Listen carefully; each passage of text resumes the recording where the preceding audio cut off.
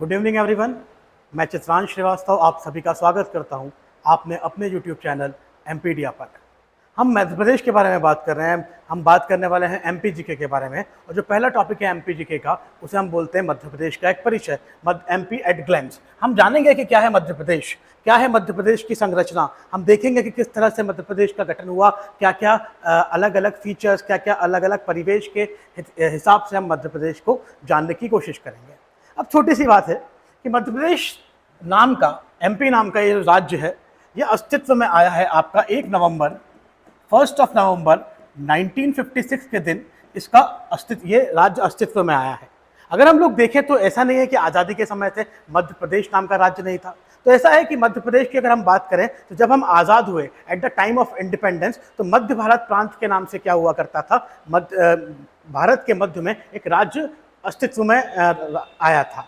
फिर हम देखते हैं कि जैसे ही फजल अली आयोग की रिपोर्ट आती है, ठीक है, स्टेट रीऑर्गेनाइजेशन कमीशन जिसको हम बोलते हैं, उसके बाद में हम देखते हैं तो 1 नवंबर 1956 के दिन हम देखते हैं कि मध्य प्रदेश नाम का एक राज्य जो है वो हमें अस्तित्व में आता हुआ नजर आता है, जो कि बाद में जाके 1 नवंबर 2000 में उसके वर्तमान स्वरूप में 2000 में अपने वर्तमान स्वरूप में आता हुआ नजर आता है। मतलब क्या हो रहा है, मध्य प्रदेश से जो ओल्ड मध्य प्रदेश था उससे छत्तीसगढ़ नाम का एक राज्य क्या होता है, बाइफरकेट होता है, अलग होता है, और वर्तमान जो स्वरूप हमें देखने को मिलता है मध्य प्रदेश का वो हमें अस्तित्व में आता हुआ नजर आता है। चलिए बात करते हैं क्या है मध्य प्रदेश की, मध्य प्रदेश के परिप्रेक्ष्य में कुछ बातें, ठीक है, जो कि हमें बेसिक इंट्रोडक्टरी फॉर्म में पता होनी चाहिए, इंट्रोडक्टरी लेक्चर में हमें पता होना चाहिए। चलिए देखते हैं। तो सबसे पहले हम देखते हैं कि मध्य प्रदेश क्या है, ठीक है। तो कुछ फैक्चुअल पॉइंट्स हैं जो कि मध्य प्रदेश का बेसिक इंट्रोडक्शन हमें क्या कर रहे हैं, डिलीवर कर रहे हैं। वो हमें बता रहे हैं कि मध्य प्रदेश जो राज्य है उसकी क्या संरचना है, उसके क्या स्पेसिफिकेशंस हैं, उसका एडमिनिस्ट्रेटिव स्ट्रक्चर कैसा है, उसके बारे में कौन कौन सी बातें जो हैं हमें जानने योग्य है। सबसे पहले हम देखते हैं कि मध्य प्रदेश जो है वो आपका क्या है, सेंट्रल इंडिया के अंदर क्या है भाई, मध्य भारत के अंदर एक क्या है, राज्य है, ठीक है, जो कि अगर हम लोग देखें कि बाउंड्री वाइज वो अलग अलग राज्यों से क्या है, कनेक्टेड है। अगर हम लोग देखें तो मध्य प्रदेश जो है वो आपका 5 अदर स्टेट से, मतलब 5 अलग अलग राज्यों से क्या है, स्पर्श करता है, मतलब उनके कांटेक्ट में आता है। वो 5 राज्य कौन कौन से हैं, तो एग्जाम पूछ लेता है कि इनमें से कौन सा राज्य मध्य प्रदेश के दक्षिण में है, इनमें से कौन सा राज्य मध्य प्रदेश के उत्तर में है। तो हम लोग देखते हैं कि मध्य प्रदेश किन 5 राज्यों को क्या करता है, टच करता है, उन्हीं की बात कर लेते हैं। सबसे पहले हम देखते हैं कि उत्तर प्रदेश, राजस्थान, गुजरात, महाराष्ट्र एंड छत्तीसगढ़, ये 5 ऐसे राज्य हैं जिनको क्या करता है, मध्य प्रदेश टच करता हुआ नजर आता है। चलिए देखते हैं मैप के पर्सपेक्टिव से कि मध्य प्रदेश किस तरह से हमें टच करता हुआ नजर आता है अलग अलग स्टेट से। तो हम लोग देखें कि किस तरह से हमें देखने को मिलता है। तो देखिए सबसे पहले हम बात करते हैं उत्तर प्रदेश में। तो ये हम बना लेते हैं आपका नॉर्थ, साउथ, ईस्ट और वेस्ट। अगर हम लोग देखें तो मध्य प्रदेश का जो आपका नॉर्थ ईस्ट वाला पोर्शन है वहां पर कौन सा राज्य आता है, वहां पर आपका उत्तर प्रदेश हमें आता हुआ नजर आता है। फिर हम इससे क्लॉकवाइज चलने की कोशिश करते हैं तो हमें क्या देखने को मिलता है, साउथ ईस्ट में हमें छत्तीसगढ़ नाम का राज्य नजर आता है जो कि मध्य प्रदेश को छूता है। फिर उसके बाद हम देखें मध्य प्रदेश के दक्षिण में, मतलब मध्य प्रदेश के साउथ में हमें महाराष्ट्र नाम का राज्य क्या होता है, टच होता हुआ नजर आता है, ठीक है। और इसके बाद हमें देखने को मिलता है कि मध्य प्रदेश के नॉर्थ वेस्ट के अंदर हमें गुजरात और साथ साथ में नॉर्थ में हमें राजस्थान नाम के राज्य, ये 5 अलग अलग राज्य हमें मध्य प्रदेश को टच करते हुए नजर आते हैं। इसका मतलब हम कह सकते हैं कि मध्य प्रदेश एक ऐसा राज्य है जो कि सभी तरह से लैंड बाउंड्रीज से क्या है, घिरा हुआ है। मतलब मैं ऐसा बोल सकता हूं कि मध्य प्रदेश क्या है, लैंडलॉक स्टेट है। लैंडलॉक स्टेट मतलब लैंडलॉक का मतलब कि सभी तरह से वो क्या है, आपका जमीन से घिरा हुआ है। अगर हम लोग देखें तो भाई आपका नॉर्थ वेस्ट के अंदर राजस्थान हो गया, नॉर्थ के अंदर राजस्थान हो गया, नॉर्थ वेस्ट के अंदर गुजरात हो गया, साउथ के अंदर महाराष्ट्र हो गया, ठीक है, आपका नॉर्थ साउथ ईस्ट के अंदर छत्तीसगढ़ हो गया, और आपका नॉर्थ ईस्ट के अंदर आपको क्या नजर आता है, उत्तर प्रदेश देखने को मिलता है। तो इस तरह से हम देख सकते हैं कि आपका जो मध्य प्रदेश है वो 5 अलग अलग राज्यों से घिरा हुआ है, अलग अलग राज्यों को स्पर्श करता है, और मैप के हिसाब से हमने देखा कि कौन कौन सी डायरेक्शन के अंदर कौन कौन सा राज्य हमें देखने को मिला है। इसके अलावा दूसरा पॉइंट हमने कवर किया, दूसरा फैक्ट कवर किया कि मध्य प्रदेश क्या है, एक लैंडलॉक स्टेट है। मतलब इसका कि ये सभी दूर से अपने आसपास के सभी जगहों से क्या है, वो जमीन से घिरा हुआ है। इसी को हम क्या बोलते हैं, लैंडलॉक स्टेट बोलते हैं। तो चलिए आगे बढ़ते हैं, क्या हमें देखने को मिला। तो हमें देखने को मिला क्या, पहला पॉइंट कि मध्य प्रदेश के नेबरिंग स्टेट कौन कौन से हैं, मध्य प्रदेश के पड़ोसी राज्य कौन से हैं, वो 5 राज्य हैं, उत्तर प्रदेश, राजस्थान, गुजरात, महाराष्ट्र और छत्तीसगढ़। यह हमें देखने को मिला। इसके अलावा मैंने आपको एक और बताया कि मध्य प्रदेश क्या है, इंडिया का एक लैंडलॉक स्टेट है, मतलब वो जमीन से घिरा हुआ स्टेट है। इसके अलावा अगर हम बात करते हैं तो मध्य प्रदेश की फॉर्मेशन की बात करते हैं। तो देखिए हम कुछ बेसिक चीज़ें यहाँ पर जान लेते हैं। क्या है कुछ बेसिक चीज़ें, अगर हम लोग देखें तो आज के समय का जो हमें मध्य प्रदेश देखने को मिलता है, जिसके अंदर हमें 52 जिले, 10 संभाग देखने को मिलते हैं, वो जो जिले वो जो मध्य प्रदेश है, जो करंट मध्य प्रदेश है, वो आपका कब फॉर्म हुआ है, वो 1 नवंबर 2000 के अंदर हमें फॉर्म होता हुआ या फिर अस्तित्व में आता हुआ नजर आया है। अगर हम इसके देखें कि अगर जब वो अस्तित्व में आया तो 1 नवंबर 2000 से पहले तक जो अनडिवाइडेड, ठीक है, जो अनडिवाइडेड मध्य प्रदेश था, मतलब जिस मध्य प्रदेश का विभाजन नहीं हुआ था, विच मीन्स कि छत्तीसगढ़ जिसका पार्ट हुआ करता था, उस समय मध्य प्रदेश जो है 5 नहीं 7 स्टेट को क्या करता था, टच करता था। मतलब मध्य प्रदेश के कितने नेबरिंग स्टेट हुआ करते थे, टोटल 7 नेबरिंग स्टेट हुआ करते थे। कौन कौन से, उत्तर प्रदेश, राजस्थान, गुजरात, महाराष्ट्र, बिहार, आंध्र प्रदेश एंड उड़ीसा। ये सारे स्टेट क्या करते थे, मध्य प्रदेश को कहीं ना कहीं से टच करते थे। अब हम लोग देखते हैं कि भाई मध्य प्रदेश क्या है, मध्य प्रदेश किस तरह से अस्तित्व में आया, मध्य प्रदेश किस तरह से बना। तो देखिए जैसे ही हम आज़ाद होते हैं, ठीक है, at the time of independence, मतलब आज़ादी के समय हम देखते हैं कि जितने भी स्टेट थे, ठीक है, भारत सरकार ने जितने भी स्टेट बनाए थे, जितने भी राज्य बनाए थे, उन राज्यों को उन्होंने A, B, C और D इन 4 सूचियों के अंदर क्या किया था, आपका डाला था। उन 4 सूचियों की अगर बात करें तो आज का जो हमारा मध्य प्रदेश है, उसमें से भी कुछ ऐसे एरियाज हैं जो कि इन 4 सूचियों के अंदर आया करते थे। तो हम लोग देखते हैं कि जब हमारा मध्य प्रदेश ऑर्गेनाइज किया गया था, जब आपका भारत ऑर्गेनाइज किया गया था at the time of independence, तो उस समय मध्य प्रदेश के अलग अलग पार्ट इन अलग अलग सूचियों में क्या थे, संग्रहित हुआ करते थे। जैसे अगर हम बात करें पार्ट ए की, तो पार्ट ए जो था उसके अंदर आपका सेंट्रल प्रोविंस और बिरार वाला एरिया आया करता था। इसके अलावा महाकौशल, छत्तीसगढ़, ठीक है, बघेलखंड, ये सब क्या कर दिए गए थे, मर्ज कर पार्ट ए स्टेट के अंदर, पार्ट ए सूची के अंदर डाल दिए गए थे। और इस पार्ट ए का कैपिटल क्या हुआ करता था, इस पार्ट ए का कैपिटल हुआ करता था नागपुर। ठीक है, ये मध्य भारत की बात कर रहे हैं जब मध्य प्रदेश अस्तित्व में नहीं आया था। ठीक है, ये मध्य प्रदेश प्रांत की बात कर रहे हैं। तो मध्य भारत प्रांत में ए कैटेगरी में ये सारे एरिया हुआ करते थे। फिर बी कैटेगरी जो थी उसके अंदर मध्य भारत स्टेट, ठीक है, इसके अंदर इसको हमने बी पार्ट में डाला था, जिसका कैपिटल कुछ समय के लिए ग्वालियर हुआ करता था, मतलब 6 महीनों के लिए ग्वालियर हुआ करता था, और कुछ समय के लिए मतलब 6 महीनों के लिए इंदौर हुआ करता था। पार्ट सी के अंदर आपका विंध्यन प्रांत, ठीक है, जिसको हमने पार्ट सी के अंदर डाला था, और इसका कैपिटल हुआ करता था आपका रीवा। और भोपाल जो था उसे हमने एक सेपरेट स्टेट का दर्जा दिया था, और ठीक है, ये आपका हमें देखने को मिलता है।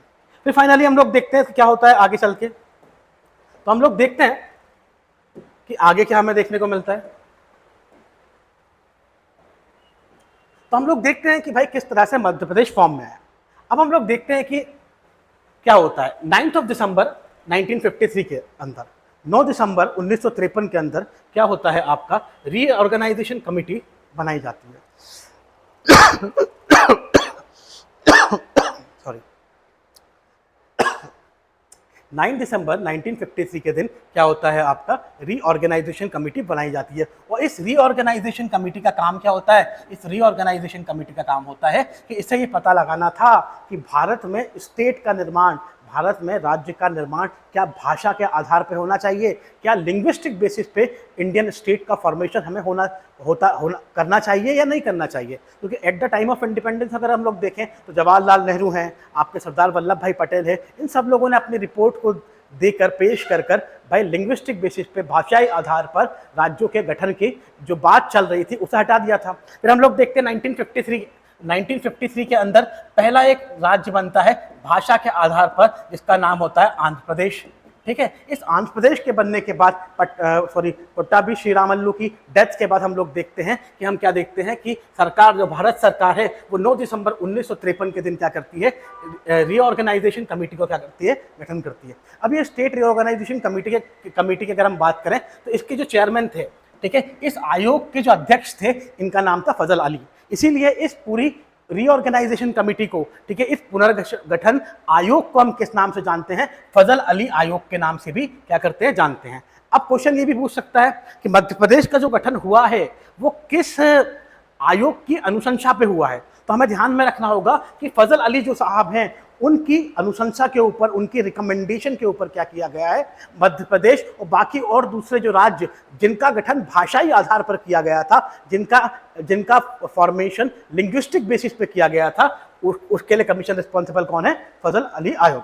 अब एक क्वेश्चन ये भी बन सकता है, अगर वो पॉलिटी में जाना चाहे तो वो पूछ सकता है कि इस फजल अली आयोग या स्टेट रीऑर्गेनाइजेशन कमीशन जो या कमिटी बनी थी, इसके कितने और मेंबर थे। तो फजल अली आयोग जो कि इसके चेयरमैन थे, इसके अलावा पंडित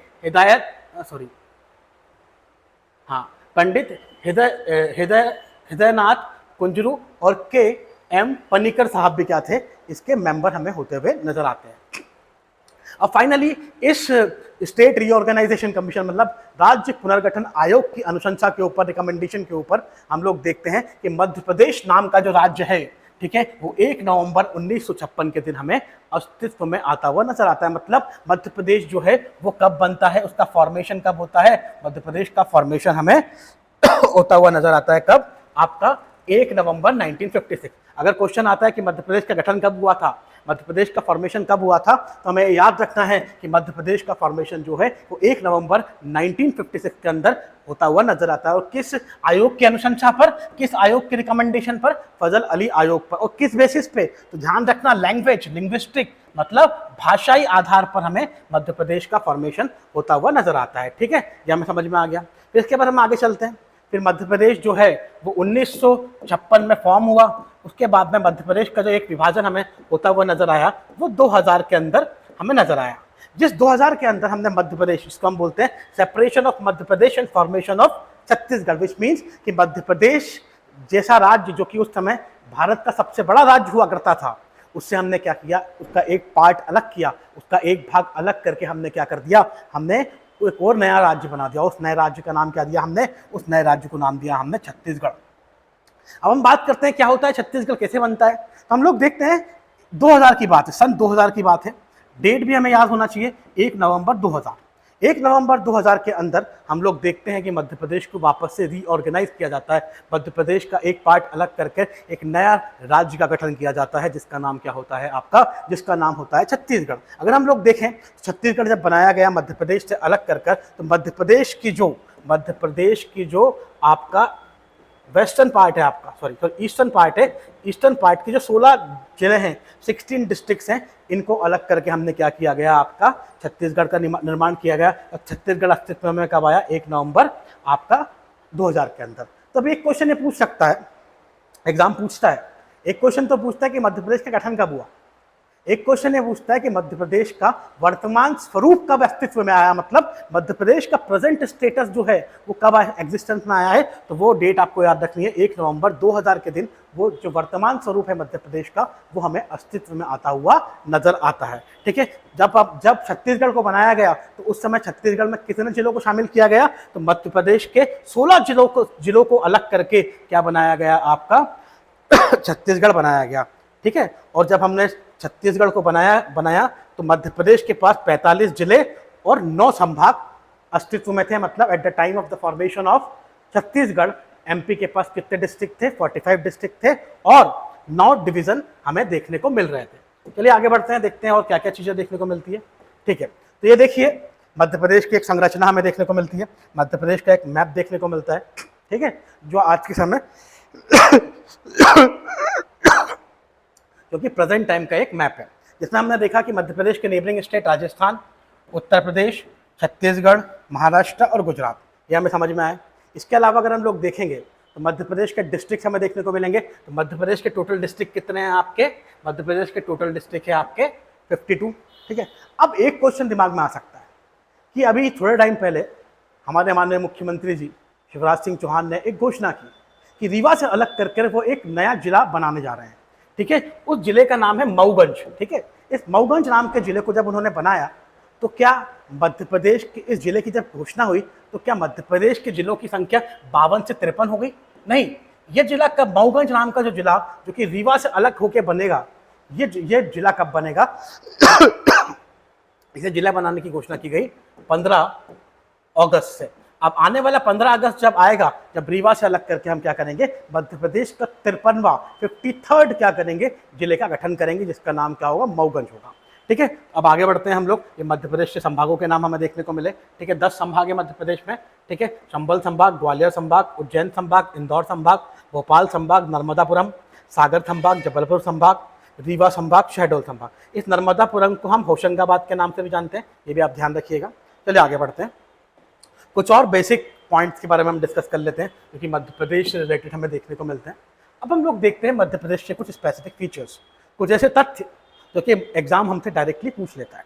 तो हम देखते हैं कौन कौन से ऐसे क्वेश्चन हैं जो कि एमपी का एग्जाम, चाहे वो व्यापम हो चाहे वो एमपीपीएससी हो, वो हमें एमपी के इंट्रोडक्टरी पार्ट से पूछता हुआ नजर आता है। सबसे पहले हम देखते हैं कि एमपी का ज्योग्राफिकल स्ट्रक्चर कैसे। तो अगर हम लोग देखें तो हमने देखा है कि मध्य प्रदेश का जो मेजर पार्ट है वो गोंडवाना लैंड की गोंडवाना के चट्टानों से बना हुआ है। ठीक है, तो हमें ध्यान रखना है कि मध्य प्रदेश का जो जियोलॉजिकल स्ट्रक्चर है वो किस चीज से बना हुआ है, वो गोंडवाना की चट्टानों से बना हुआ है, डेक्कन ट्रैप की चट्टानों से बना हुआ है। दूसरा क्वेश्चन पूछ लेता है कि मध्य प्रदेश का कुल क्षेत्रफल कितना है, मध्य प्रदेश का पूरा एरिया कितना है। तो हमें ध्यान में रखना पड़ेगा कि मध्य प्रदेश राज्य का जो वर्तमान का एरिया है छत्तीसगढ़ के अलग होने के बाद वो कितना है आपका, 3,08,252 किलोमीटर स्क्वायर। तो हमें याद रखना पड़ेगा कि मध्य प्रदेश का वर्तमान क्षेत्रफल कितना है, मध्य प्रदेश का वर्तमान क्षेत्रफल है 3,08,252 किलोमीटर स्क्वायर। ठीक है, जो कि भारत का कितना परसेंट है, इंडिया का 9.38% है। मतलब अगर इंडिया जो 100% इंडिया जो है उसका 9.38% क्या है, मध्य प्रदेश का एरिया है। और एक और बात ध्यान रखना, Madhya Pradesh area wise India का सेकेंड लार्जेस्ट स्टेट है। मतलब भाई क्षेत्रफल के हिसाब से राजस्थान के बाद जो सबसे बड़ा राज्य हमें देखने को मिलता है वो हमें कौन देखने को मिलता है, मध्य प्रदेश देखने को मिलता है। मध्य प्रदेश के कुछ नाम है, ठीक है, और दूसरे नामों से भी मध्य प्रदेश जाना जाता है, जिसमें हम बात करते हैं हार्टलैंड। ठीक है, हार्टलैंड क्यों बोला जाता है, कि क्योंकि भारत के, अगर हम लोग देखें तो ये भारत के मध्य में, भारत के हृदय में, ठीक है, भारत के मध्य में जो प्रदेश है, ठीक है, वो प्रदेश कौन सा है, मध्य प्रदेश है। इसीलिए मध्य प्रदेश को हम क्या बोलते हैं, हार्टलैंड के नाम से जानते हैं। हमारे यहाँ सबसे ज्यादा टाइगर्स है, ठीक है, हमारे यहाँ सबसे ज्यादा क्या है, टाइगर्स है, इसीलिए मध्य प्रदेश को टाइगर स्टेट के नाम से जाना जाता है। इसके अलावा मध्य प्रदेश में सोयाबीन को क्या किया जाता है, सबसे ज्यादा उत्पादन किया जाता है। मध्य प्रदेश में सोयाबीन की फील्ड में हमें कृषि कर्मक अवार्ड भी बहुत बार मिल चुका है, इसीलिए हम इसे सोया प्रोजेक्ट बोलते हैं। दूसरी बात, हीरा, मध्य प्रदेश में सबसे ज्यादा हीरा पाया जाता है, इसीलिए इसे हीरा प्रदेश भी बोलते हैं। मध्य प्रदेश में सबसे ज्यादा तेंदुपत्ता भी पाया जाता है, तो इसे भी हम तेंदुपत्ते का प्रदेश भी बोलते हैं। तो ये कुछ हमें क्या है, हमें मध्य प्रदेश के नाम जो कि मध्य प्रदेश के उपनाम की तरह हमें जाने जाते हैं, ठीक है, निकनेम की तरह जाने जाते हैं, वो हमें याद रखना है, जो कि एग्जाम डायरेक्टली पूछ सकते हैं। अब तीसरा क्वेश्चन आता है कि इसकी भौगोलिक स्थिति क्या है। अगर हम लोग देखें तो आपकी जो पृथ्वी है, आपका जो अर्थ है, वो बना हुआ है आपका लॉन्गिट्यूड और लैटिट्यूड से मिलकर। जैसे हम छोटा सा एग्जांपल के तौर पर देखने की कोशिश करते हैं कि ये अर्थ है आपका, ये आपकी पृथ्वी है। इस पृथ्वी पर अगर हम लोग देखें तो ये आपका इक्वेटर 0 डिग्री, ठीक है, या आपका क्या ट्रॉपिक ऑफ कैंसर मतलब 23.5 डिग्री, या आपका ट्रॉपिक ऑफ कैप्रिकॉन मतलब 23.5 degree in southern hemisphere, in northern hemisphere. ठीक है, अब क्या है कि ये पूरा ग्लोब है, इस ग्लोब पे कहीं ना कहीं विश्व के अलग अलग देश क्या आते होंगे, अस्तित्व में आते होंगे, और इस ग्लोब के हिसाब से ही ये जो आपका मध्य प्रदेश है वो भी किसी ना किसी जगह पे, किसी ना किसी लॉन्गिट्यूड या लैटिट्यूड पे। लॉन्गिट्यूड क्या होता है, लॉन्गिट्यूड वो खड़ी रेखा है जो कि क्या करती हैं, ग्लोब को डिवाइड करती हैं, और लैटिट्यूड क्या होता है, वो क्या है, वो लेटी हुई रेखा है जो कि ग्लोब को डिवाइड करती है। तो लॉन्गिट्यूड और लैटिट्यूड के बिहाफ पे मध्य प्रदेश भी कहीं ना कहीं किसी ना किसी भौगोलिक स्थिति में आता होगा, भौगोलिक कोऑर्डिनेट में आता होगा, ज्योग्राफिकल कोऑर्डिनेट में आता होगा। तो अगर हम देखें तो मध्य प्रदेश का जो ज्योग्राफिकल कोऑर्डिनेट हमें देखने को मिलता है वो आपको देखने को मिलता है 21.6 डिग्री से लेकर 26.30 डिग्री नॉर्थ। ठीक है। तो अगर हम लोग देखें तो हमें क्या देखने को मिला, 21.6 डिग्री से 26.3 डिग्री नॉर्थ। तो भाई अगर हम लोग देखें तो ये आपका क्या हुआ, ये आपका हुआ सबसे नीचे का पॉइंट, ठीक है। तो इसको हम देखें बुरहानपुर, तो 21.6 डिग्री नॉर्थ, और सबसे ऊपर मुरैना, ठीक है। तो ये क्या है 26.3 डिग्री नॉर्थ। तो ये हमें एक ज्योग्राफिकल कोऑर्डिनेट दिखे, कहाँ पे दिखे, इस पूरे के पूरे ग्लोब में दिखे। इसके अलावा अगर हम बात करें इसके लॉन्गिट्यूड की, ठीक है, लॉन्गिट्यूड की बात करें तो ये हमें 74 से लेकर 82, तो 74 मतलब सबसे कॉर्नर में अलीराजपुर आता है आपका, तो ये आपका होगा 74 डिग्री 9 मिनट। और ये आपका सिंगरौली, ये सबसे कहाँ आता है, ईस्ट में आता है, तो ये 82 डिग्री एंड 48 मिनट पे क्या हमें क्या देखने को मिलेगा ये। तो इस तरह से हम लोग देख सकते हैं मैप के बिहाफ पे कि इसके भाई लॉन्गिट्यूड और लैटिट्यूड क्या है। तो ये क्वेश्चन एग्जाम पूछा है कि भाई मध्य प्रदेश के एक्सट्रीम कोऑर्डिनेट क्या क्या हैं, ठीक है। तो हमें ध्यान रखना पड़ेगा, अगर हम बात कर रहे हैं नॉर्थर्न लैटिट्यूड की, तो 21.6 से लेकर 26.30 तक क्या है लैटिट्यूड पर हमें देखने को मिलता है मध्य प्रदेश, और 74.9 से लेकर 82.48 डिग्री ईस्टर्न लैटिट्यूड पर हमें देखने को मिलता है मध्य प्रदेश। अगर हम मैप पे देखें तो ये आपका देखिए 26.30 नॉर्थ, और ये आप देखिए बुरहानपुर पे आप क्या है 21.6 डिग्री, ठीक है। फिर अगर हम देखें 74.9 डिग्री, ठीक है, 82 डिग्री एंड 48 मिनट हमें यह देखने को मिला। फिर अगर हम बात करें तो हमें और क्या देखने को मिलता है, मध्य प्रदेश का एक्सटेंशन कितना है, मतलब भाई लेंथ और विड्थ कितनी है। मध्य प्रदेश अगर हम लोग देखें तो एक स्टेट है, तो वो कहाँ से कहाँ तक फैला हुआ है। तो अगर हम देखें मध्य प्रदेश कहाँ से कहाँ तक फैला हुआ है, तो हमें देखने को मिलेगा कि मध्य प्रदेश कहाँ से कहाँ तक फैला हुआ है। तो इसका जो एक्सटेंशन है वो ईस्ट से लेके वेस्ट तक कितना है, 870। तो भाई ये क्या है, ईस्ट, ठीक है, और ये क्या है, वेस्ट। तो 870 तो यहाँ पे हमें देखने को मिल गया, ठीक है। अब हम देखेंगे नॉर्थ से साउथ, तो नॉर्थ से साउथ तक हमें कितना देखने को मिला, 605। तो ये भी पूछ लेता है वो कि ईस्ट से वेस्ट तक मध्य प्रदेश की लंबाई कितनी है और नॉर्थ से साउथ तक मध्य प्रदेश की लंबाई कितनी है। तो आपको याद होना चाहिए कि 870 कितनी है ईस्ट से वेस्ट, मतलब पूरब से पश्चिम तक मध्य प्रदेश की जो लंबाई है वो है आपकी 870 किलोमीटर। और जबकि अगर हम बात करें उत्तर से लेकर दक्षिण तक, मतलब नॉर्थ से लेकर साउथ तक, तो इसका जो एक्सटेंशन हमें देखने को मिलता है, इसकी जो लंबाई देखने को मिलती है वो 605 किलोमीटर हमें देखने को मिलेगी। दूसरा फिर पूछ लेता है स्टैंडर्ड मेरिडियन। अब स्टैंडर्ड मेरिडियन क्या होता है साहब, तो स्टैंडर्ड मेरिडियन वो होता है जहां से मध्य प्रदेश का मानक समय माना जाता है, मतलब स्टैंडर्ड टाइम जहां से माना जाता है उसे हम बोलते हैं आपका, क्या बोलते हैं आपका, इंडियन स्टैंडर्ड मेरिडियन। तो 82.30, ठीक है। अब निवाड़ी, अब हम अपन का आते हैं सिंगरौली, ठीक है। अब सिंगरौली ये है यहाँ, ठीक है। तो हम लोग क्या कह रहे हैं, हम किसकी बात कर रहे हैं, आपका स्टैंडर्ड मेरिडियन की बात करें तो इन एमपी का जो निर्धारित टाइम किया गया है, समय जो निर्धारित किया गया है वो आपका किया गया है 82.30 लॉन्गिट्यूड से, ठीक है। अब ये लॉन्गिट्यूड जो है, ठीक है,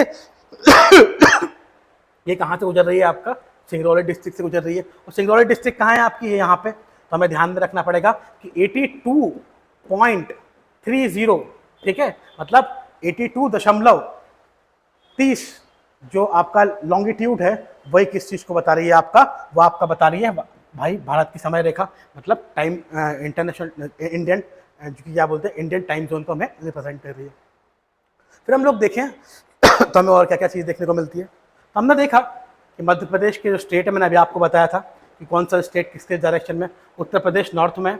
हमने देखा उत्तर प्रदेश आपका ये देखने को मिल गया नॉर्थ में, छत्तीसगढ़ ईस्ट में है तो ये आपका छत्तीसगढ़ ईस्ट में देखने को मिल गया, महाराष्ट्र साउथ में है तो ये साउथ में देखने को मिल गया, ठीक है। गुजरात आपका कहाँ है, वेस्ट में है तो ये वेस्ट में देखने को मिल गया, और नॉर्थ वेस्ट में हमें क्या देखने को मिला, राजस्थान देखने को मिला। तो ये क्वेश्चन पूछ लेता है कि भाई एमपी के नॉर्थ में क्या है, तो एमपी के नॉर्थ में उत्तर प्रदेश है, एमपी के ईस्ट में क्या है, तो एमपी के ईस्ट में छत्तीसगढ़ है, एमपी के साउथ में क्या है तो महाराष्ट्र है, एमपी के वेस्ट में क्या है गुजरात है, नॉर्थ वेस्ट में क्या है तो राजस्थान है। तो इस तरह से हमें पता लगता है कि मध्य प्रदेश के जोग्राफिकल स्ट्रक्चर किस किस तरह से हमें देखने को मिले हैं। चलिए आगे बढ़ते हैं, कुछ और चीज़ें हम देखते हैं मध्य प्रदेश के पर्सपेक्टिव में। चलिए बात करते हैं मध्य प्रदेश के एक और इम्पॉर्टेंट टॉपिक, वो है ट्रॉपिक ऑफ कैंसर। अब पहले तो हमें पता लगना पड़ेगा कि ट्रॉपिक ऑफ कैंसर क्या होता है। तो देखिए सीधी सी बात है, हमने देखा होगा कि अर्थ जो है वो गोल है, ग्लोब के रूप में अगर हम लोग देखते हैं तो हमने देखते हैं कि अर्थ का जो 0 डिग्री है उसे हम बोलते हैं इक्वेटर। नॉर्थर्न हेमिस्फीयर में हम देखते हैं 23.5 डिग्री जो आता है आपका, उसे हम बोलते हैं ट्रॉपिक ऑफ कैंसर। और अगर हम लोग देखें सदर्न हेमिस्फीयर में 23.5 डिग्री जो है, ठीक है, उसको हम किस नाम से जानते हैं आपका, उसे जिसे हम ट्रॉपिक ऑफ कैंसर के कैप्रिकॉर्न के नाम से जानते हैं। तो अगर हम देखें मध्य प्रदेश की संरचना को, मध्य प्रदेश के भौगोलिक स्तर को देखें तो हमें देखने को मिलता है कि मध्य प्रदेश नॉर्थन हेमिस्फीयर में आता है और मध्य प्रदेश से आपकी जो कर्क रेखा है, मतलब ट्रॉपिक ऑफ जो कैंसर है, वो क्या करती है, बीचों बीच से क्या करती है, गुजरती है। और ये जो ट्रॉपिक ऑफ कैंसर जिसे हम कर्क रेखा के नाम से जानते हैं, ये मध्य प्रदेश को 2 इक्वल पार्ट में, ठीक है, 2 इक्वल पार्ट में क्या करती है, बांटती है, विभाजित करती है, 2 बराबर भागों में विभाजित करती है। अब एग्जाम क्वेश्चन क्या पूछता है, एग्जाम ये क्वेश्चन पूछता है कि मध्य प्रदेश के कितने जिलों से कर्क रेखा गुजरती है, ट्रॉपिक ऑफ कैंसर गुजरता है। तो मध्य प्रदेश के टोटल कितने, 14 जिलों के अंदर से हमें क्या नजर आती है, आपका ट्रॉपिक ऑफ कैंसर गुजरते हुए नजर आती है। और ये tropic of cancer Madhya Pradesh को 2 बराबर भागों में क्या करती है, विभाजित करती है। अब वो क्वेश्चन भी पूछ लेता है एग्जाम के अंदर, हमें ये भी ध्यान रखना पड़ेगा कि कौन कौन से जिलों से क्या होता है, आपका ये कर्क रेखा या ट्रॉपिक ऑफ कैंसर गुजर रही है। तो ये 14 जिले हैं, इनको आपको ध्यान में रखना पड़ेगा। तो मैप पे देखते हैं कि ये कौन कौन से 14 जिले हैं जिससे क्या होता है, आपका हमारी जो कर्क रेखा है वो गुजरते हुए नजर आ रही है। तो ये 14 जिलों की अगर हम बात करें, ये 14 डिस्ट्रिक्ट की अगर हम बात करें तो ये कौन कौन से हैं। तो अगर हम लोग देखें, सबसे पहले अगर हम देखें, शहडोल, उमरिया, कटनी, जबलपुर, दमोह, सागर, रायसेन, विदिशा, भोपाल, सीहोर, राजगढ़। देखो पहले क्या था, ध्यान रखिएगा आप, पहले क्या था कि जब आगर मालवा और शाजापुर अलग नहीं हुए थे, मतलब आगर मालवा जिले का गठन नहीं हुआ था, तो शाजापुर से क्या करती थी, आपका कर्क रेखा गुजरती थी। पर अब क्या हुआ है, जब इसका डिवीजन हो गया है, बाइफर्केशन हो गया है, तब वो शाजापुर से नहीं गुजरती है, अब वो आगर मालवा से गुजरती है, उज्जैन से गुजरती है और रतलाम से गुजरती है। तो नंबरिंग करके देखें तो देखो, पहले नंबर पे शहडोल है, दूसरे नंबर पे उमरिया है, तीसरे पे कटनी, चौथे पे जबलपुर, पांचवे पे क्या आपका दमोह, छठे पे सागर, सातवें पे आपका रायसेन, आठवें पे आपका विदिशा, 9वें पे भोपाल, 10वें पे सीहोर, 11वें पे आपका राजगढ़, 12वें पे आपका क्या आगर मालवा, 13 आपका उज्जैन और 14 आपका रतलाम। तो ये डिस्ट्रिक्ट जो हैं जिनसे क्या कर रही है, आपका जिनसे आपकी क्या कर रही है, आपका ये कर्क रेखा गुजर रही है, वो आपको डिस्ट्रिक्ट याद करनी है। इसकी ट्रिक भी है, ठीक है, तो आपकी ट्रिक भी हम आगे के लेक्चर में क्या करेंगे, बता दूंगा, जिससे क्या होगा, ये आपको पूरे के पूरे जो कर्क रेखा से गुजरते हुए जिले हैं वो आपको याद रहेंगे। ठीक है, अब बात करते हैं आगे की, और क्या चीज़ें मध्य प्रदेश के इंट्रोडक्शन में, संरचना में देखने को मिलती है। अब हम लोग देखते हैं, हमने तो देख लिया कि मध्य प्रदेश में कर्क रेखा क्या है और कर्क रेखा का क्या योगदान नजर आता है और कितने जिलों से गुजरती है। अब दूसरा क्वेश्चन ये पूछ लेता है वो एग्जाम कि मध्य प्रदेश, भाई सीधी सी बात है, मध्य प्रदेश क्या है, लैंडलॉक्ड क्या है, स्टेट है। ठीक है, अब मध्य प्रदेश जब लैंडलॉक्ड स्टेट है तो सबसे ज्यादा बाउंड्री वो कौन से स्टेट के साथ शेयर करता है, वो कौन सा राज्य है जिसके साथ मध्य प्रदेश की सबसे ज्यादा सीमा लगती है, वो कौन सा राज्य है जिसके साथ मध्य प्रदेश सबसे कम सीमा क्या करता है, शेयर करता है। तो हम फैक्ट के ऊपर देखते हैं कि सब लॉन्गेस्ट बाउंड्री जो है, सबसे ज्यादा जो लैंड की सीमा है, ठीक है, वो किसकी है, उत्तर प्रदेश की है, जबकि सबसे छोटी जो बाउंड्री लाइन है वो किसकी है, आपकी गुजरात की है। ठीक है, तो हम देखते हैं मैप में तो हमें क्या नजर आता है। ठीक है, तो देखिए सबसे बड़ी बात अब देखते हैं, अब अगर हम बात करें किसके बारे में, अगर हम बात करें गुजरात, तो गुजरात से सिर्फ ये 2 ही जिले मिलते हैं, मतलब अलीराजपुर और झाबुआ। ठीक है, तो सबसे छोटी जो लैंड बाउंड्री हुई वो कौन सी हो गई, आपकी गुजरात की हुई। तो सबसे बड़ी उत्तर प्रदेश, अगर आप देखोगे तो यहां से आपका उत्तर प्रदेश चालू होता है और यहां तक आता है, तो कहीं ना कहीं उत्तर प्रदेश जो है उसकी सीमा क्या है, सबसे बड़ी हमें देखने को नजर आती है। तो ये हम लोगों ने देखा अभी कि भाई सबसे बड़ी जो सीमा है, वो सबसे बड़ी सीमा जो शेयर करता है मध्य प्रदेश के साथ, वो कौन है, उत्तर प्रदेश नाम का राज्य है। ठीक है, और सबसे छोटी जो सीमा है वो आपका गुजरात नाम का राज्य हमसे शेयर करता है। फिर अगर हम बात करें आगे और क्या देखने को मिलता है, अब पॉपुलेशन की बात करें तो इंडिया के अंदर अगर हम एमपी की बात करें तो एमपी की जो पोजीशन है पॉपुलेशन वाइज, वो हमें कितनी देखने को मिलती है, 5th पोजीशन देखने को मिलती है। इसके अलावा अगर हम लोग देखें तो ये क्वेश्चन भी पूछ लेता है कि मध्य प्रदेश अगर 5वें स्थान पे आता है तो हमारे से ज्यादा, मध्य प्रदेश से ज्यादा पॉपुलेशन कौन कौन से राज्यों की है। तो मध्य प्रदेश से ज्यादा 4 राज्यों की जो पॉपुलेशन है उनका नाम क्या है, उत्तर प्रदेश, महाराष्ट्र, बिहार और वेस्ट बंगाल। ठीक है, ये 4 स्टेट है जिनकी पॉपुलेशन मध्य प्रदेश से ज्यादा है। फिर उसके बाद में जाते हैं कि मध्य प्रदेश में किस टाइप का क्लाइमेट है, तो मध्य प्रदेश में आपका, ठीक है, ट्रॉपिकल क्लाइमेट हमें देखने को मिलता है। अभी क्या होता है ट्रॉपिकल क्लाइमेट, ठीक है, ये सब अपन बात करेंगे। अभी जैसे मैंने आपको बताया कि मध्य प्रदेश की पॉपुलेशन की रैंक बताई, पर मैंने आपको पॉपुलेशन नहीं बताई। अब ये सब चीज़ें जो फैक्चुअल पॉइंट्स हैं, जब अपन पढ़ेंगे सेंसस, जब अपन पढ़ेंगे क्या क्लाइमेट, तो वो सब हम समझाएंगे कि बात करेंगे कि क्या होता है ट्रॉपिकल क्लाइमेट, क्या होता है ड्राई डिसीजेस, ये सब अपन सब बात करने वाले हैं। फिर इसके बारे में बात करते हैं भाई क्या हमें देखने को मिलता है।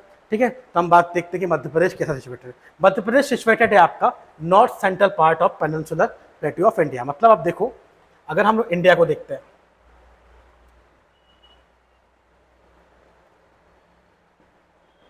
तो ये मध्य प्रदेश यहाँ से स्टार्ट होता है ना, ये मध्य प्रदेश आपका ये वाला एरिया है। तो आप देखो, नॉर्थ सेंट्रल पार्ट नहीं है क्या है, ये नॉर्थन पार्ट और ये सेंट्रल पार्ट। तो मध्य प्रदेश की जो स्थिति है वो कहाँ पे है आपका, उत्तर मध्य भारत के उत्तर मध्य भारत में पेनिनसुला में हमें देखने को मिलती है, जो कि अलग अलग तरह से अपनी बाउंड्रीज को निर्धारित करता है। अब बाउंड्रीज को निर्धारित करने का मतलब क्या, तो वापस से मैं आपको एक मैप बना के दिखाने की कोशिश करता हूँ कि मध्य प्रदेश जो है, ठीक है, वो किस तरह से अपनी बाउंड्री का निर्धारण अलग भारत के मैप में होता हुआ नजर आता है। तो देखिए, अगर हम लोग देखें तो हमें क्या देखने को मिला कि मध्य प्रदेश की जो लोकेशन है उसके अलग अलग बाउंड्रीज का निर्धारण कौन कौन से ज्योग्राफिकल स्ट्रक्चर, मतलब कौन कौन से भौगोलिक परिदृश्य कर रहे हैं। तो हम लोग देखते हैं नॉर्थ में, मतलब अगर हम लोग देखें नॉर्थ में तो गंगा और यमुना का प्लेन, तो ये गंगा यमुना का प्लेन नहीं है क्या आपका, ठीक है। तो गंगा यमुना का प्लेन कहाँ से आता है, नॉर्थ के अंदर आता है, मतलब उत्तर दिशा में क्या क्या है, मध्य प्रदेश के उत्तर में हमें क्या देखने को मिलता है, गंगा यमुना का प्लेन, मतलब गंगा और यमुना का एरिया देखने को मिलता है। वेस्ट में, ठीक है, अब हमने देखा कि यहाँ गुजरात से लेकर दिल्ली तक क्या चल रही है, अरावली रेंज है, ठीक है, अरावली पर्वत श्रृंखला है। तो ये हमारे कहाँ पे देखने को मिलती है आपको, वेस्ट में, मतलब उत्तर में हमें क्या देखने को मिलती है आपका, अरावली। ठीक है, तो हमने अरावली को बना लिया। फिर हम लोग देखते हैं भाई ईस्ट में क्या है, छत्तीसगढ़। तो ये हमने छत्तीसगढ़ को अलग किया था। छत्तीसगढ़ का जो प्लेन है वो हमें कहाँ देखने को मिलता है भाई, ईस्ट में, मतलब पूरब में देखने को मिलता है। ठीक है, तो हमने क्या देखा, नॉर्थ में क्या देखने को मिला, गंगा यमुना, ठीक, गंगा यमुना का प्लेन देखने को मिला। फिर हमने वेस्ट में क्या देखा, अरावली देखा। फिर हमने क्या देखा, छत्तीसगढ़ प्लेन कहाँ देखा, ईस्ट में देखा। और साउथ में अगर हम लोग देखें तो ताप्ती वैल्यू, जो कि महाराष्ट्र को ताप्ती हमने देखा ये देखा, नर्मदा के नीचे ताप्ती बहती है। तो ताप्ती जो है, जो महाराष्ट्र को सेपरेट करती है, तो ताप्ती रिवर की जो वैली है वो हमें कहाँ देखने को मिलती है, साउथ में। तो हमें पता लगा कि मध्य प्रदेश की ज्योग्राफिकल, इंडिया के कुछ ज्योग्राफिकल फीचर जो कि मध्य प्रदेश को सेपरेट करते हैं वो कौन कौन से हैं। तो हम देखते हैं कि हमें क्या क्या चीज़ें देखने को मिली। तो हमें देखने को मिला क्या, हमें देखने को मिला साहब कि मध्य प्रदेश के उत्तर में, ठीक है, नॉर्थ में अरावली रेंज है, ठीक है, सॉरी उत्तर में नहीं, सॉरी वेस्ट में, मध्य प्रदेश के वेस्ट में हमें क्या देखने को मिला, वेस्ट में आपको अरावली रेंज देखने को मिली। जबकि अगर हम बात करें किधर की, नॉर्थ की, नॉर्थ में गंगा यमुना प्लेन, साउथ में ताप्ती का वैली, और ईस्ट में आपका क्या देखने को मिला, आपको हमें देखने को मिला छत्तीसगढ़ का प्लेन, है ना। तो ये हमें समझ में आया कि हमें क्या क्या चीज़ें और देखनी थी। अब हम कुछ और चीज़ें देखते हैं, कुछ फैक्ट है। मध्य प्रदेश की जो नॉर्थन बाउंड्री है वो चंबल रिवर बनाती है, जबकि सदर्न बाउंड्री आपका कौन बनाती है, आपकी ताप्ती रिवर हमें बनाते हुए नजर आती है। चलिए मैप को देख लेते हैं। तो मैप से मैं आपको समझा देता हूँ कि हमें क्या देखने को मिला। अब देखिए क्या है कि हम लोग देखते हैं कि हमारे यहाँ चंबल निकलती है, चंबल जो रिवर है वो आपकी नॉर्थन बाउंड्री को क्या करती है, डिसाइड करती है। तो अगर हम चंबल रिवर की बात करें तो चंबल आपकी कहाँ से निकलती है, इंदौर के पास से जानापाव की पहाड़ियों से निकलती है, नीमच होते हुए वो इस तरह से बहते हुए कहाँ चले जाती है। तो ये आपकी कौन सा हो गया, नॉर्थ, मतलब उत्तर की जो बाउंड्री है वो कौन बना रही है, चंबल बना रही है। जबकि अगर हम लोग देखें तो ये नर्मदा के नीचे हम क्या देखते हैं, ताप्ती। तो ताप्ती ने क्या कर दिया आपका, ताप्ती नदी ने क्या कर दिया आपका, सदर्न मोस्ट, मतलब दक्षिण की क्या कर दिया, आपकी बाउंड्री बना दी है। तो ये चीज़ हमने देखने को मिला। ये कुछ फैक्चुअल पॉइंट है जो एग्जाम पूछता है, तो हमें ये भी पता होना चाहिए।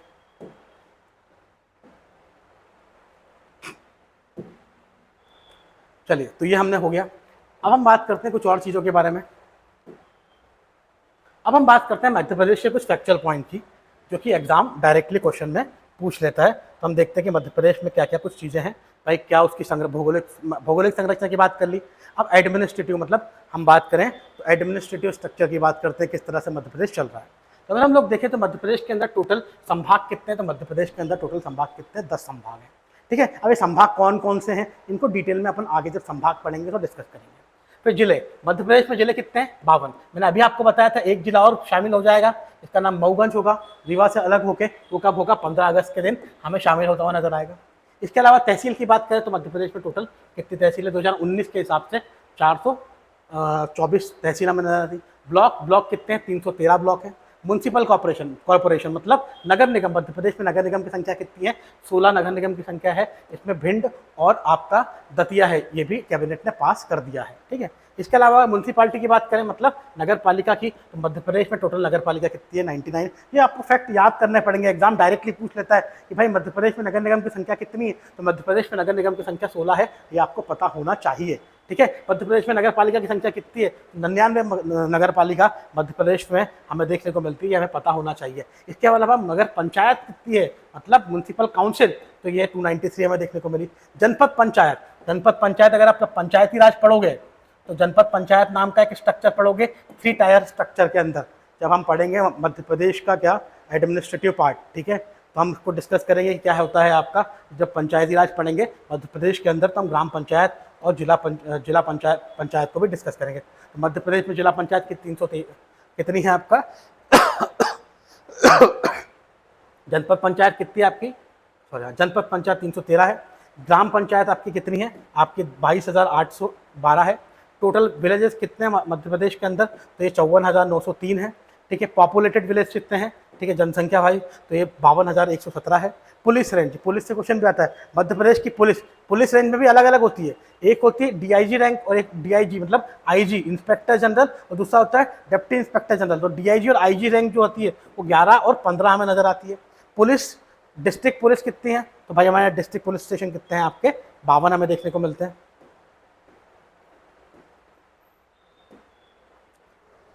ये कुछ फैक्चुअल पॉइंट है जो एमपी के कंसेंट में देखने को मिलते हैं। अब अगला हम बात करते हैं हाई कोर्ट। तो मध्य प्रदेश की जो हाई कोर्ट है वो आपका कहाँ देखने को मिलती है? जबलपुर में। इसके अलावा मध्य प्रदेश के हाई कोर्ट की 2 बेंच, 2 खंडपीठ और हैं जो कि हमें कहाँ देखने को मिलेगी? इंदौर और ग्वालियर के अंदर देखने को मिलेगी।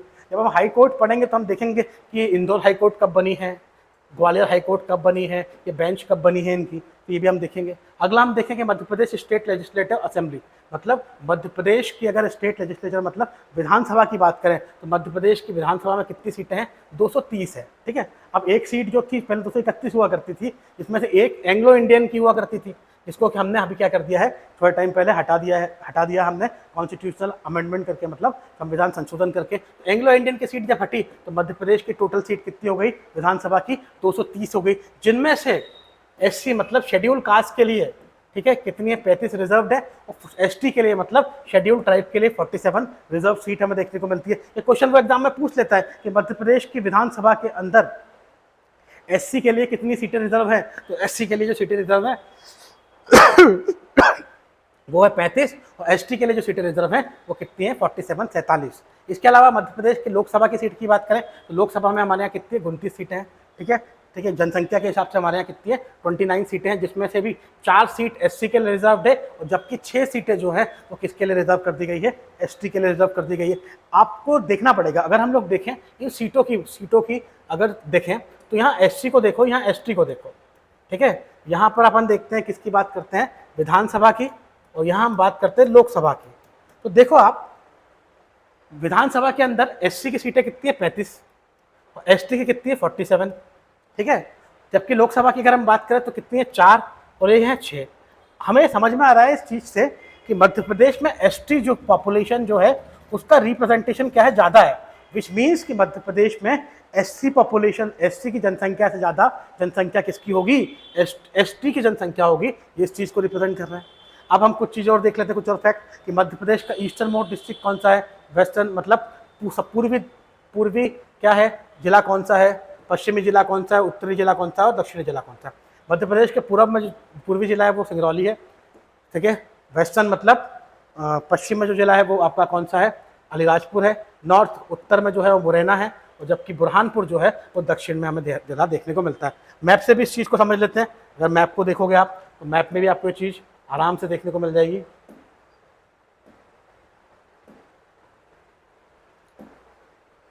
चलिए देखिए इसमें क्या देखने को मिल रहा है। अभी हमने देखा कि मध्य प्रदेश का सबसे नॉर्थर्न मोस्ट जिला कौन सा है? मुरैना, सबसे नॉर्थर्न मोस्ट बाउंड्री ये रही। सदर्न मोस्ट बाउंड्री सबसे नीचे क्या है? बुरहानपुर। क्या बुरहानपुर से नीचे कुछ है? क्या नहीं है। ठीक है, तो सबसे सदर्न मोस्ट डिस्ट्रिक्ट कौन सा है? बुरहानपुर। अब अलीराजपुर जो है वो सबसे क्या है? वेस्ट में, तो वेस्टर्न मोस्ट जिला कौन सा है? अलीराजपुर। और सिंगरौली क्या है? सबसे ईस्ट में है, तो ईस्टर्न मोस्ट जिला कौन सा है? आपका सिंगरौली है। ठीक है, ये हमें पता लगा।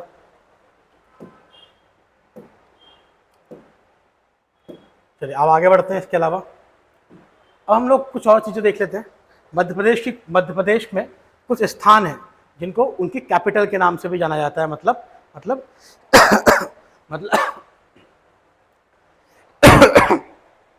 मध्य प्रदेश के कुछ ऐसी सिटीज़ हैं, जो कुछ ऐसे शहर हैं जिनको मध्य प्रदेश की कैपिटल के हिसाब से भी जाना जाता है, कैपिटल के नाम से जाना जाता है। तो हम लोग देखते हैं कि various Capitals of the Madhya Pradesh.